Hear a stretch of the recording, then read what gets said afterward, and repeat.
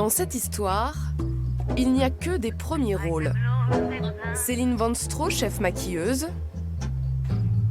Kim Nezar, chef décorateur. Il y a des tricheries qui se font au cinéma. Rien n'est vrai, c'est une belle tricherie le cinéma. Pour repérer des lieux de tournage, l'indispensable Pierre Jouille. Pour les costumes, la relève, les élèves des métiers d'art et du design. Lumière sur ces métiers du cinéma, moteur, ça tourne. Alors, il me faut mon truc magique.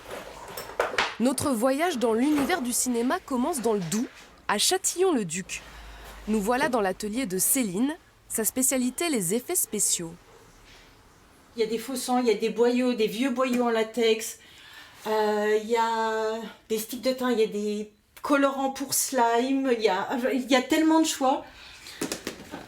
Alors, ça, c'était des vieux boyaux que j'avais fait en latex. Je ne me rappelle plus pour quel tournage c'était. Bon, là, ils sont pas finis d'être peints. C'était, je crois que c'était des boyaux d'animaux que j'avais fait. Et normalement, vous les imprégnez de sang. Pour quel type de film? Oh, c'était pour un court-métrage. C'était pour un court-métrage. Hop. Ouais, quand on fait mon métier, il ne faut pas avoir peur de se salir les doigts. Pour une scène de crime ou une attaque de zombies, Ça, c'est du sang frais. tout un arsenal à disposition pour faire frissonner le spectateur. Alors, j'ai le sang non comestible, j'ai du comestible, j'ai du coagulé, j'ai du clair, j'ai du sang noir pour les zombies. Parce que souvent, dans les représentations zombies, leur sang est très noir.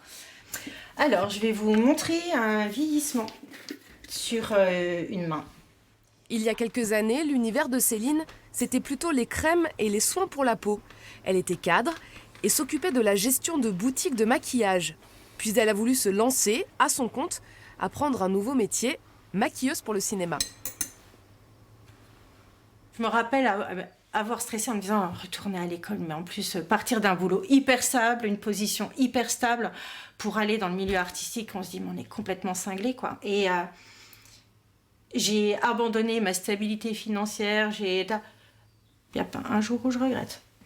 Laisser tomber un CDI et se lancer en indépendante, malgré les contraintes, ce métier de maquilleuse, elle l'a dans la peau.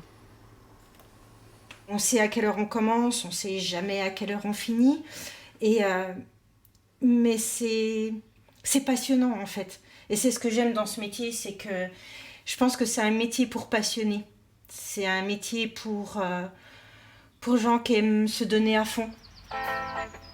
Sur les sentiers du cinéma, direction Trave en Haute-Saône. Nous retrouvons chez lui le chef décorateur, Kim Nezar. Allez, viens. Allez, monte là-bas. Hop, voilà. Son bureau, c'est sa cuisine. Ici, il lit les scénarios qu'il reçoit. Je dépouille les scénarios, c'est-à-dire qu'en fait je vais noter tous les détails qui vont servir au tournage, tous les accessoires qui s'y trouvent, pour pouvoir commencer à faire la liste, donc lister un petit peu toutes les choses, et puis ensuite essayer de trouver tous les objets qui sont liés à un film. Sur un film, il y a près de 2000 objets en général, ça va depuis la fourchette jusqu'à la cuisinière, si par exemple on filmait dans cette cuisine, le chat également, enfin tout ce qui sert en fait. À partir d'un scénario, Kim va imaginer tout un monde. Il est capable de transformer un lieu et nous donner l'illusion que tout est vrai.